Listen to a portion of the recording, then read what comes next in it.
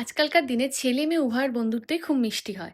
কিন্তু আমরা সেক্ষেত্রে ভুলে যাই যে বন্ধুদের সাথে থাকতে, থাকতে যে কেউ একজন অপেক্ষা করে আছে।